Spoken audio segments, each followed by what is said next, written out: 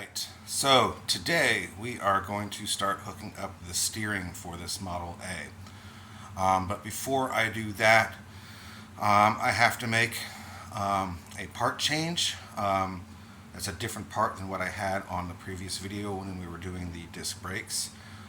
And I'll go ahead and explain that now. So here is the steering arm that we put on in the previous video. And when I purchased these, I wasn't fully sure how everything was going to set up. So these particular steering arms have a 3 3/4 inch drop. I had to order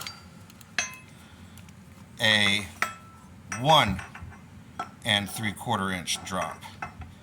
Okay? The reason why I now have to change it is between putting on these disc brakes and measuring for the tie rods and where the steering box is going to go, I did the measurement of from this steering arm to roughly where the Pitman arm would be on the steering, and I had a 4-inch difference. Okay, and when putting steering linkage together, you want the tie rod and the drag link to be parallel, but you also want them to be on the same plane. So if I had kept the Pitman arm that I have, as well as these steering arms, my drag link would have been at almost a 45-degree angle. So I got a 2-inch reduction on that drop. I also got a Pitman arm with a 2-inch drop. We'll get into that when we do the steering box. But I'm going to go ahead and change these out, and I'll see you in a second. Okay, so you see, we got the shorter one on now. Longer one is now off. And if you have to do the same thing I did, you don't have to take the disc brakes off because you have enough access right here to get to those bolts. And if you remember this one, you got to take off with a wrench anyways. So having this disc brake off isn't going to help you at all, because you got to take that one off the wrench. That other one back there, yeah, you could use a socket if you took this off, but it's not too hard to do with a wrench. It takes you a couple minutes. So I'm going to go ahead and finish up the other side, then we'll get started with the tie rods. Okay, so if you didn't have to do the step I just had to do of changing out these steering arms, you should be here after having the disc brakes on. So what you want to do is get your wheels as straight as possible. Okay, and you do this before you order your tie rod. Okay, because you have to measure from the center of this hole, not this one because that's where your drag link's going to go, center of this hole to center of this hole. And I got 48 inches. And the tie rod can be shrunk by a 1/2 inch or lengthened by 3/4 of an inch, because that's obviously how you're going to adjust your toe, but we're not doing that right now. And one thing you should know is one side is right-hand thread, the other is left-hand thread. Okay, so just know that when you're putting it together, that one's going to have difficulty going on the other way if you try to do righty-tighty, lefty-loosey. But that's just so that you can adjust it once it's on the car. So I'm going to go ahead and get this installed. Alright, right now I just have the tie rod finger tight. But now, luckily, my wheels do not move independently. Next up, I gotta figure out where I'm gonna put my Vega Steering Box. If I gotta alter the mounting bracket. And by the way, the steering box comes with this flat Pitman arm. This is that 2-inch drop Pitman arm I was telling you about. Alright, so let's start working on that. Okay, so it's been about a week since I shot the first part of this video. And the reason why is I had to measure and order the drag link here. Okay, so it took a while for it to come in, and it finally did. Why does that not in focus? There we go. So there it is. So how I measured for that was, I took my steering box, which is quite heavy for its size, and I held it up against the frame. You see I marked where it goes right here. I held it here and I had somebody take a tape measure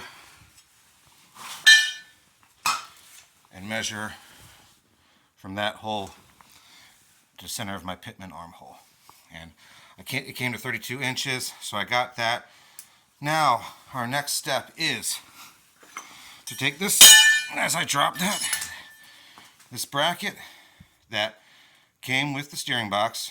I'm going to cut this off, this top part off, leave that bottom part on, so we can get this here and we can start drilling into the frame to mount the steering box.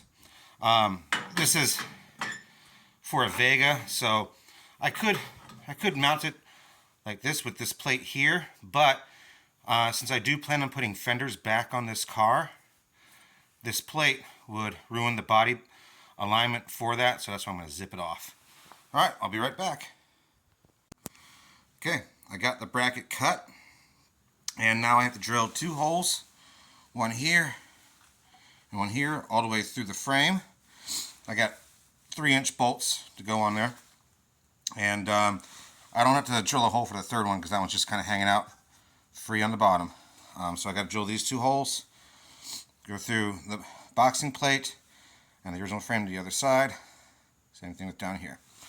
I'm going to go ahead and do that, and then we'll mount up the steering box. Here we go. Okay, so as you can see, the steering box is mounted. The steering box does come with these spacers so that it can mount flush. Okay, what I'm going to do is I'm going to get this final bolt hooked up. Then I'm going to center the steering, and then we're going to test it out. So wish me luck. It's not as parallel as I would have wanted it, but I think we're going to be fine. All right, let me finish bolting this up and then get the steering started.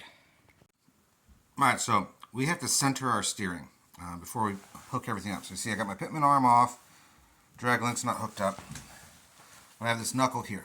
So what you're going to do is turn your steering all the way in one direction. Okay, doesn't matter what direction. So I'm going to start turning until it stops. I have stopped. Okay, now you're going to turn it all the way in the opposite direction, but this time you're going to count how many rotations. So that's going to be our point of reference. There's 1, 2, 3, 4, 5 and a half. Okay, so now we're going to move in the opposite direction half of that. So we had 5 and a half, so we're going to go 2 3/4. Okay?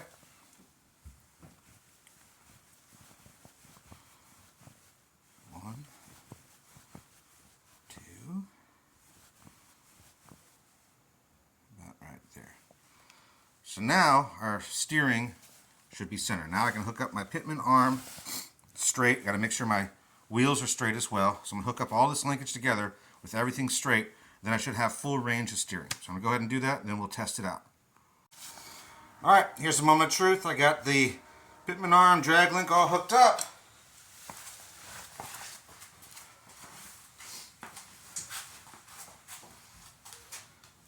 I turn to the right. Wheels turn to the right. Turn to the left. Wheels turn to the left. And I'm not feeling any play in that. That's good. Alright. That part of the job is done. we go. All right.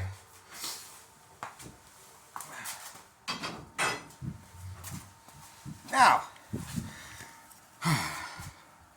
our next step, which will probably be our future videos, I'm going to mount the radiator so that I can figure out where my engine's going to go and where to put my motor mounts.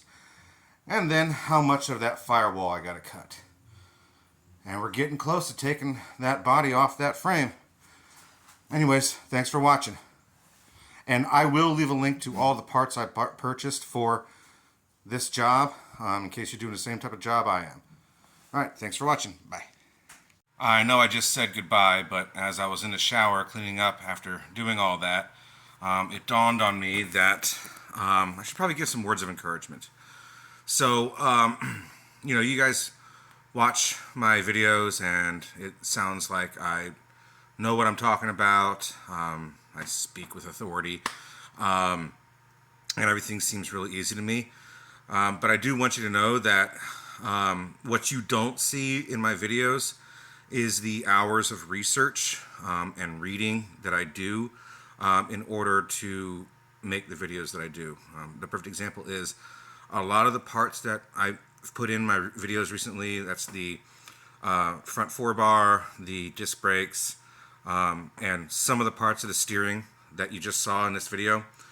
Those parts were purchased a year ago, and I've spent the past year researching, reading, and looking.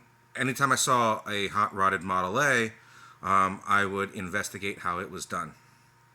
And so it's taken me that long to figure out how I want to put mine together, because one thing I have found out with these Model A's is there's 100 different ways to do it. It's not like these Tri-5s where it's just kind of plug and play.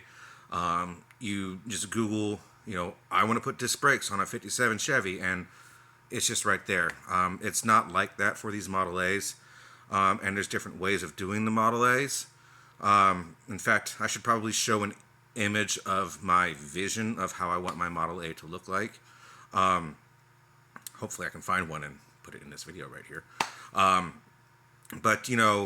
So if you're doing a project and you're not sure what to do, don't think that I know more than you, because like I said, I'm not showing the hours of trying to figure something out before I shoot. So I also have found that the particular way I'm doing my Model A, I haven't really found videos on it. That's why I'm shooting this, so that maybe if somebody wants to do a Model A the way I am, they can find these videos and do what I'm doing, or at least give them a guidance of what they want to do with it. But do the same thing I do. Go to shows, take a look at how the cars are configured. Hopefully a lot of the owners own the Model A also did the job on it, so you can ask them questions. Obviously you can ask me questions too. If you're ever in the Chattanooga area, come find me. But I just want to say that I appreciate everyone that watches, and I'm just doing this for future people like myself that are looking for the same configuration for their hot rodded Model A that I'm doing. Okay, this time for real. Thanks for watching.